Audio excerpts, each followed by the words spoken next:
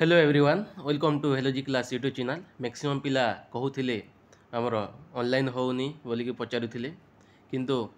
टिके एबे जस्ट काली राति रे 9टारे आराम रे साइटटा खोलुला एबे जस्ट टिके टिके हैंग हबार स्टार्ट है और मैक्सिमम पिला कहते ओटीपी भी एबे आसुनी बोलिकी कहला किंतु काली राति 9टारे पूरा सबुठार स्पीड मैक्सिमम पिला से टाइम रे ही तांकर फॉर्म फिलअप कर सारे आपण मैंने जदि करना टिके ट्राए करंतु जो आमर एसआई एग्जाम कथा यहाँ कहूँ जो एसआई जो एज रिलैक्सेशन पिला देता ता कथा कहूँ किंतु साइड मध्य देखो स्पीड रे खोली किंतु मैक्सिमम पिला कहते ओटीपी एबे भी आसुनी बोलछंती किंतु काली राति रे 9टा पर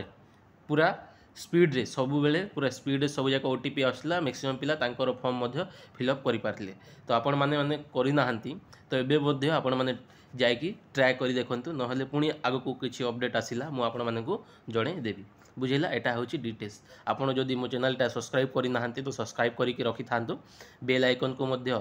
जो दबे थांतु जोठी आगको आसिले मु नुआ नुआ इनफॉरमेशन जणेबी ता सहित ओटीपी मध्य आसुची मु देखिली माने टिके जस्ट